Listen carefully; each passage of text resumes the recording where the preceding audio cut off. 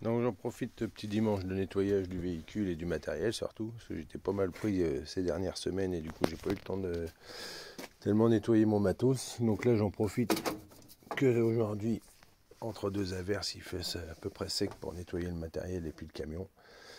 Et comme ça je vais vous faire le tour du matériel que j'utilise. Donc moi c'est un châssis démontable avec gros pot de pression intégré. Donc tableau électrique, cuve d'eau, remplissage, haute pression, régulateur, vanne vanne électrique. On met le contact, on se met sur le tableau. Hop. Avec la télécommande, 70 mètres de câble,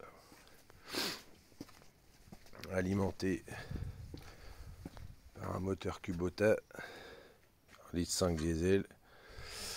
Voilà, donc marche très bien. Le moteur quand j'ai acheté le groupe, moi le moteur était HS. J'ai retrouvé un moteur quasiment neuf pour remettre dessus, parce que comme je me lançais à mon compte, je voulais pas être en panne toutes les 5 minutes.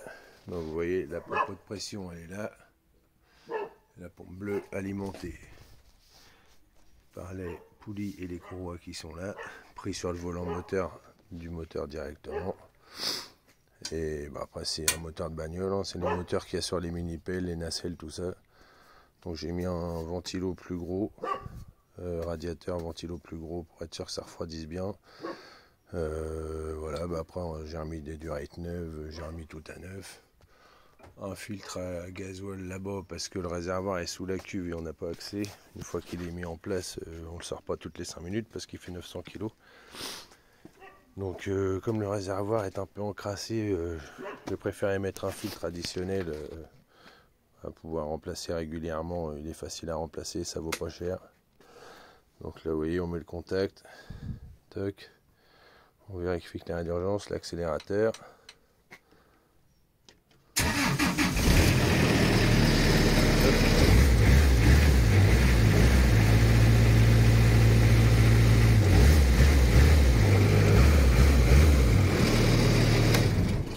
Après j'accélère comme ça, parce que j'ai fait un client tout à l'heure, donc le moteur est déjà chaud, il n'y a pas de souci.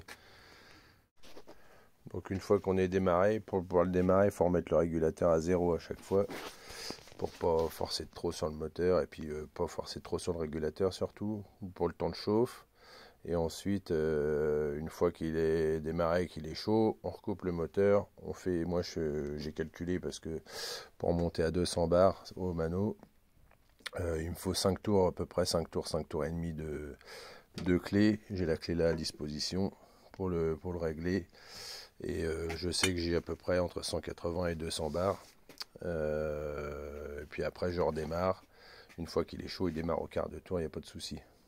Donc je vais vous faire une petite démo. Hop.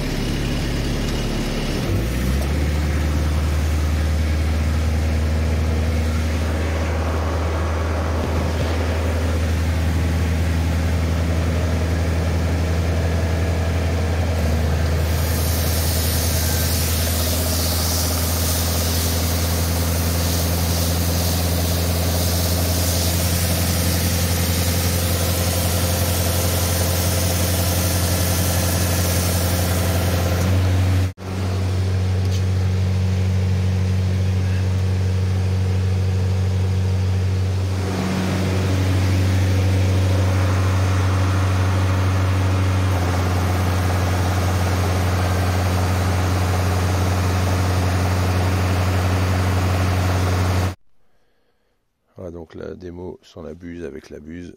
Non, ça c'est chez moi, c'est mon tuyau de gouttière qui arrive ici. Donc voilà, ça marche plutôt pas mal. Après, moi j'ai privilégié pour me mettre à mon compte, je voulais pas me lancer dans un gros investissement. Et pour avoir essayé dans les sociétés où j'ai travaillé avant plusieurs types de véhicules, j'ai travaillé sur Toyota Yaris, après beaucoup sur le poids lourd, après j'ai fait Land Rover, pompage, des petits Land Rover pompeur et haute pression, Ford Ranger pompage et haute pression. Ça marche très bien, tous ces véhicules fonctionnent bien. Le seul hic, c'est que quand le véhicule tombe en panne, on n'a plus de matériel. Tandis que là, si, mettons, demain je casse le moteur de mon camion, bon, je touche du bois, j'espère pas, mais si mon camion venait à me lâcher, pour une raison quelconque, je peux, à l'aide d'un chariot élévateur, je l'ai boulonné sur le châssis du camion, j'enlève toutes les fixations, je peux sortir le groupe et le mettre dans une remorque double essieu. Comme j'ai un 4x4, moi perso, je peux toujours continuer à travailler tout en transportant mon groupe pour me déplacer, quoi. Et ouais, le problème des véhicules déjà tout équipés, c'est qu'il y a souvent des problèmes sur les prises de force, sur tout ça, et moi j'étais pas trop fan. Voilà, par la suite peut-être que j'investirais dedans quand même, mais là pour commencer, c'était un investissement qui me paraissait plutôt bien, pratique, et moins cher du coup qu'un véhicule tout équipé. Donc voilà, moi je suis très content de mon matériel, je me débrouille bien, j'arrive à... Donc après je travaille beaucoup au 1/4, buse 4G, un jeu de vent, après j'ai des buses 6G, 3/8e, et la buse 3/8e, j'ai ça comme buse, hop, une 5G, pas de trou devant mais ça marche plutôt bien. Après j'en ai une autre qui est rangée là-bas. Après j'ai en 1,5, j'ai une grosse buse pour le 1,5 aussi, mais que je me sers quasiment pas, à part vraiment pour les gros réseaux, mais comme j'ai pas tellement de longueur de 1,5, j'évite de m'en servir. Après qu'est-ce qui... Donc ouais, donc le rigid, bien pratique pour les tuyaux de 40 à 70, 80. Tout ce qui est cuisine, salle de bain. Bon, ça m'est déjà arrivé d'arriver à déboucher des toilettes avec. Mais faut éviter parce qu'il risque de s'en mêler dedans et s'il fait un nœud pour le ressortir, c'est la merde, ou on risque de péter le matériel surtout. C'est pas donné quand même si ça marche bien, c'est pas donné. Après canne WC, Virax. Après j'ai un bout de chaîne comme ça, ce qui est allé à la base sur une picote. C'est des chutes de chaîne. Hop, chaîne avec les lames, les dents dessus, mercure pour gratter les parois. Après petit furet basique, hein, 8 mètres de long, Virax aussi. Qu'est-ce que je peux dire d'autre? Après moi je fais tout ce qui est débouchage de fourreaux aussi pour le passage de la fibre, les fourreaux téléphoniques. Donc, du coup j'ai des aiguilles plus ou moins grosses, une plus grosse là, pour justement pouvoir passer dans tout type de fourreau. Après aspirateur à eau, tout le matériel. Dans les petites boîtes là-haut c'est des siphons, des joints, tout ça, au cas où j'ai besoin de démonter chez les gens ou que les siphons soient morts. Après je fais pas de plomberie, mais au moins pour pouvoir me dépanner et puis avoir ce qu'il faut sous la main en cas de problème. Après j'ai aménagé mon camion moi-même, donc un petit radiateur pour l'hiver. Pas très écolo, mais bon, ça évite que ça gèle dans les tuyaux et de se retrouver bloqué pour pouvoir travailler. Bon, ensuite, petite canne de ramonage pour dépanner, balai, tout le bordel, quoi. Et puis, après, j'ai fabriqué des petits supports pour mettre mes pinces, mes tournevis, pieds de biche, et puis voilà. J'ai mis des écarts au plafond, je vais vraiment essayer d'optimiser la place au maximum. Mettre une grande échelle double pan au cas où, si besoin chez les gens. Les bottes en hauteur pour pas qu'elles prennent la flotte. Après bon, là j'ai une réhausse, c'est pour monter demain chez un client.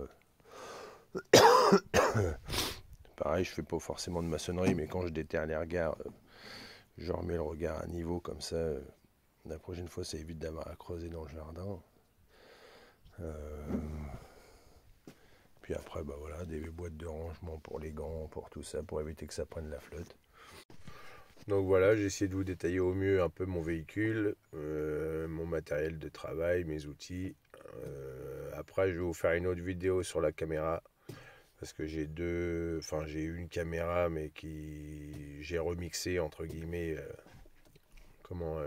pour avoir un jonc plus gros, parce que celle que j'avais achetée à l'origine était plus petite. Mais je vais vous faire une autre vidéo pour ça, détaillée, en vous expliquant les prix et tout ça.